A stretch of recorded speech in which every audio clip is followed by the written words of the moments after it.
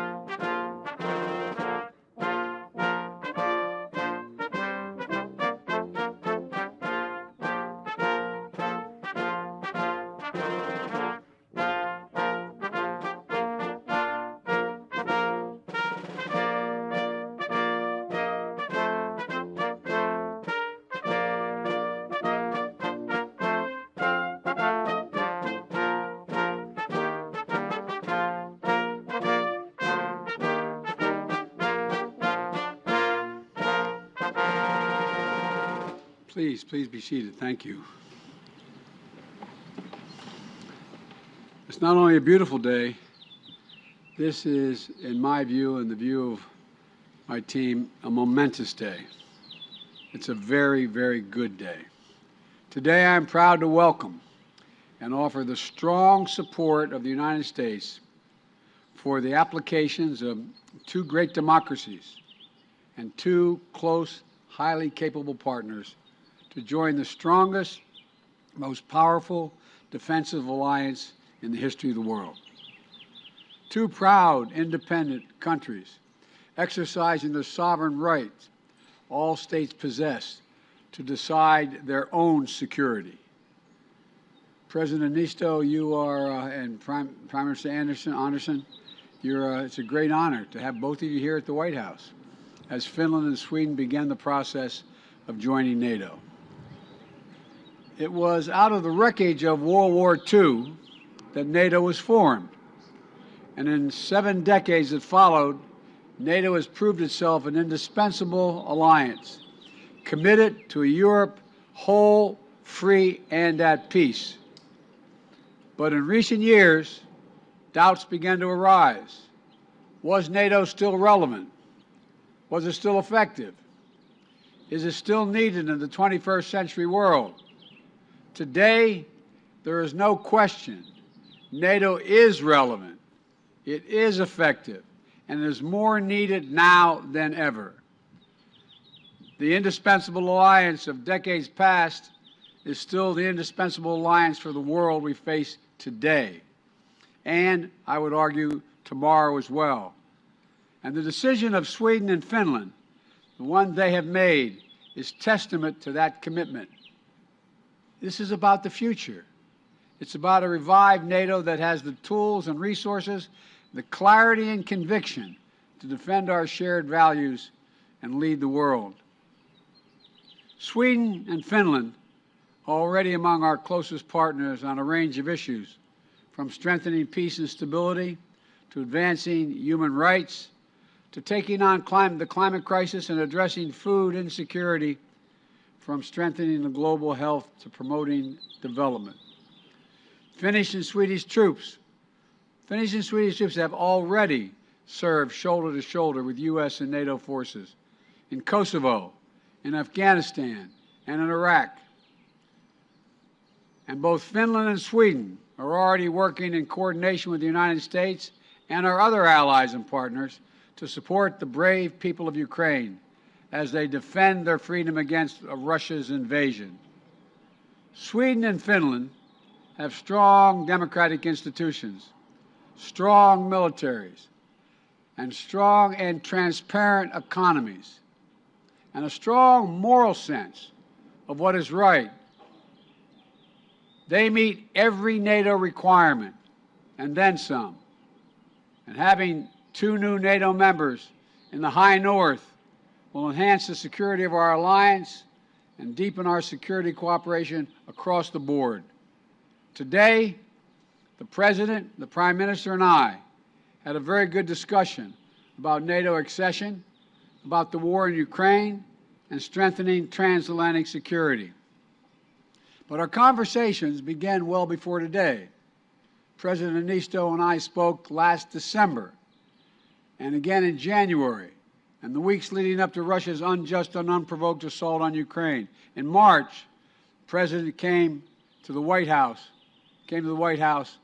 to see me, to discuss this brutal conflict and the rupture it's causing in Europe. While we were in the Oval Office together, we picked up the phone and we called the Prime Minister, and the three of us all spoke. And we spoke again last week when I invited them to come to the White House today. We have consulted closely at every stage as Sweden and Finland made their determinations. And today I'm proud to assure them that they have the full, total, complete backing of the United States of America. Today, my administration is submitting to the United States Congress reports on NATO accession for both countries so the Senate can efficiently and quickly move on advising and consenting to the treaty. I greatly appreciate Senator Schumer and McConnell's support, as well as Senator Menendez and Risch, to move this through the Senate as quickly as possible once the perspective of all allies are addressed and NATO adopts the accession protocols. The bottom line is simple, quite straightforward. Finland and Sweden make NATO stronger, not just because of their capacity, but they're strong, strong democracies. And a strong, united NATO is the foundation of America's security. By joining NATO, allies make a sacred commitment to one another that an attack on one is an attack against all. It's Article 5 of the Washington Treaty and the core building block of our alliance. And the only time in history Article 5 has been invoked was after 9/11, when the United States was attacked and all our allies rallied to our side. The United States will never forget that, and we will never fail in our pledge to defend every single inch of NATO territory. I welcome Sweden and Finland choosing that responsibility as well. This is going to benefit all of our people. And today, the President, Prime Minister, and I committed that we're going to work together to remain vigilant against the threats to our shared security and deter and confront any aggression while Finland and Sweden are in this accession process. There's nothing going to be missed, as my mother would say, between the cup and the lip. We're in once it is moving forward. I really mean it. I really mean it. So let me be clear. New members joining NATO is not a threat to any nation. It never has been. NATO's purpose is to defend against aggression. That's its purpose, to defend. And let no one make a mistake. The meaning of this historic day. In the face of aggression, NATO has not grown weaker or more divided. It has grown stronger, more united. With Finland and Sweden's decision to request membership in NATO, it'll be enhanced for all time. Standing together today, we reject the bloody creed that might makes right, and we declare a more powerful creed, all for one and one for all, because what NATO makes strong isn't just our enormous military capacity, but our commitment to each other, to its values. NATO is an alliance of choice, not coercion. This is a victory for democracy in action. Finland and Sweden are seeking to join NATO because their citizens demanded it, and their elected leaders heard them.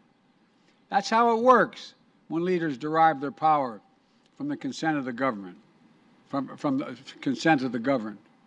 And that's why NATO's open door has always been so important. It allows nations to choose for themselves to ask to be part of a group of nations that value freedom, democracy, and human dignity above all else. Countries must demonstrate that they meet NATO's high standards for military interoperability, economic transparency, and democratic accountability. That's what Sweden and Finland have done. And so today, it's an affirmation of those countries in Europe that share our values, that we're willing and able to do what it takes to be part of the alliance.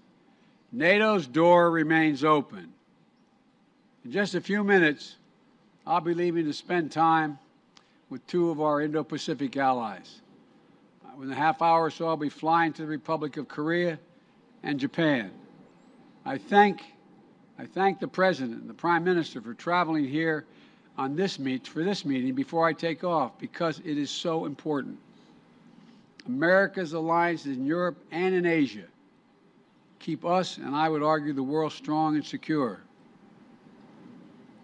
They're how we confront the challenge of our time and deliver for our people today, and harness opportunities for better tomorrow. And I look forward soon calling Sweden and Finland our friends, partners, and NATO allies. I want to thank you both for being here, and I'm going to invite each of you to say a few words, and we'll start. Mr. President, the podium is yours.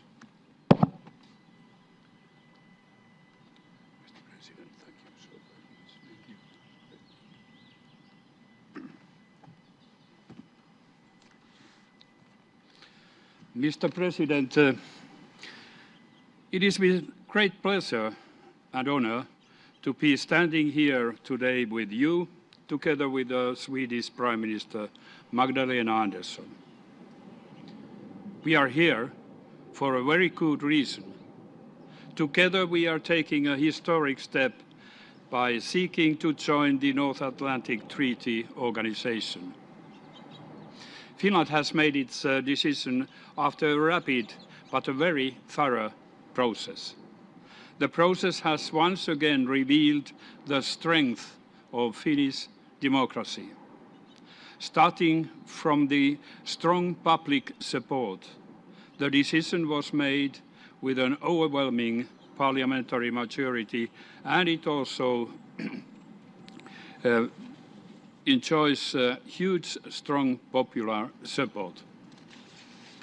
I want to thank you, Mr. President, for your steadfast support throughout this process. In early March, I visited White House, and you encouraged us to go further. That was of vital importance to our process. Your statement yesterday and our trilateral meeting today are a testimony of enduring commitment the United States has made to European and transatlantic security. I want to assure that Finland will become a strong NATO ally. We take our security very seriously. The Finnish armed forces are one of the strongest in Europe. We have also consistently invested in developing our capabilities. The Finns' willingness to defend their country is one of the highest in the whole world. We are ready to contribute to the security of the whole alliance, making the commitment to mutual security guarantees that being a NATO ally entails. Now that we have taken this first decisive step, it is time for NATO allies to weigh in. We hope for strong support from all allies and for a swift ratification of our membership once it's agreed. I believe that the United States can set a crucially important example to others. The Turkish leadership has recently expressed concerns about our membership application. I want to address these concerns today. Finland has always had broad and good bilateral relations to Turkey. As NATO allies, we will commit to Turkey's security just as Turkey will commit to our security. We take terrorism seriously, we condemn terrorism in all its forms, and we are actively engaged in combating it. We are open to discussing all the concerns Turkey may have concerning our membership in an open and constructive manner. These discussions have already taken place and they will continue in the next days. 24th February, I said that the masks have fallen and we see only the cold faces of war. Russia's war in Ukraine has changed Europe and our security environment. Finland takes the step of NATO membership in order to strengthen not only its own security, but also in order to strengthen wider transatlantic security. This is not away from anybody. Like you, Mr. President, said, NATO is protective, defending, not a threat to anybody. At the same time, we must not forget that at this very moment, the brave people of Ukraine are fighting not only for their own freedom and democracy, but for our common security. Finland, together with the EU and the United States, stands firmly behind Ukraine. So, Mr. President, once again, I want to thank you for making history with us. Thank you. Thank you.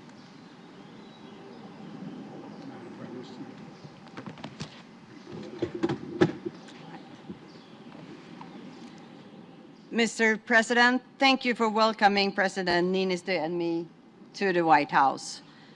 The bonds between Sweden and the United States, they are strong and long-standing.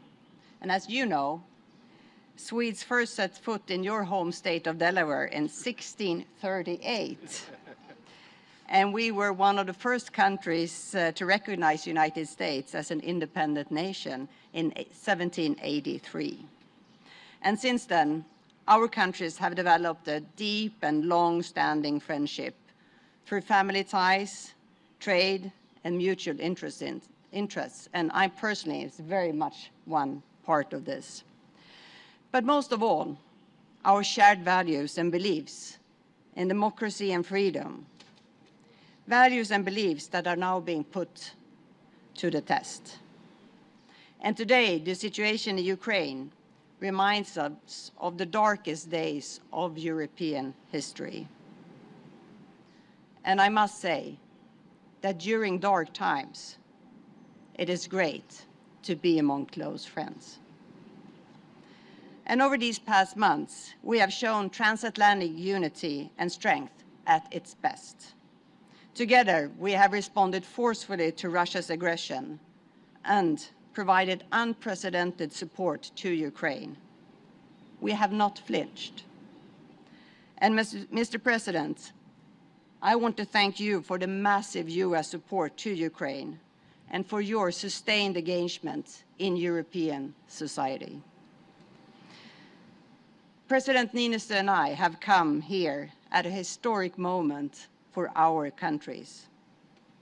And for Sweden, after 200 years of military non-alignment, Sweden has chosen a new path. Yesterday, Sweden and Finland submitted our formal requests to join NATO. And Russia's full-scale aggression against a sovereign and democratic neighbor, that was a watershed moment for Sweden. And my government has come to the conclusion that the security of the Swedish people will be best protected within the NATO alliance. and this is backed by very broad support in the Swedish parliament. And with Sweden and Finland as members, NATO will also be stronger. We are security providers with sophisticated defense capabilities, and we are champions of freedom, democracy, and human rights. We have a long tradition of extensive military cooperation with NATO, including all missions. And we are right now ramping up our defense spending, and we will reach 2% of GDP as soon as practically possible. And Mr. President, your support for our country's NATO aspirations for our security are of fundamental importance.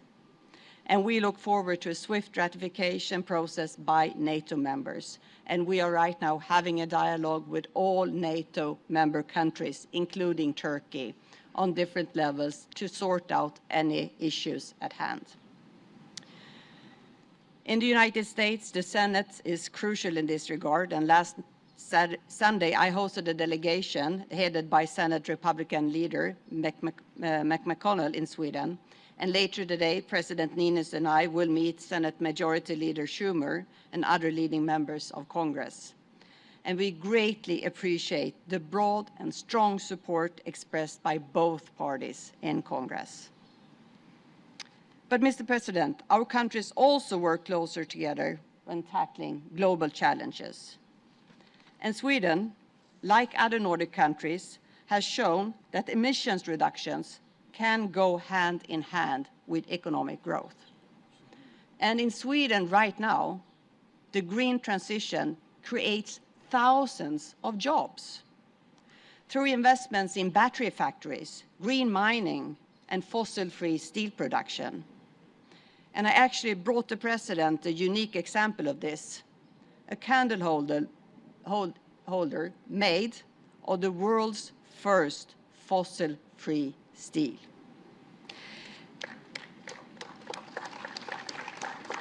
Important.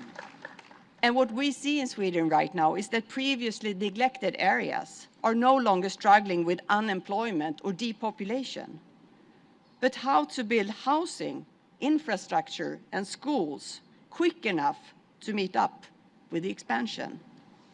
And here I see fantastic opportunities to cooperate between the Nordic countries and the United States. And I'm also proud that Sweden contributes to the US economy and the prosperity of the American people. Swedish companies are active in every single state, creating more than 350,000 jobs in the United States. And we are the 15th largest investor. Mr. President, I want to thank you for your leadership in our joint efforts to promote democracy throughout the world. Because democracy requires constant work and safeguarding. We have to win every new generation. And let me conclude where I started. Peace and stability in our part of the world is a common security interest for us, for you, and for the rest of Europe. And we stand here today more united than ever, and we are committed to strengthening our bonds even further. And Sweden is prepared to shoulder its responsibility as an ally in the North Atlantic Treaty Organization. Thank you. Thank you, thank you, thank you. Thank you. Who might be worried right now during this vulnerable transition? Mr. President, do you plan on speaking to President Erdogan? What can you offer? What can you offer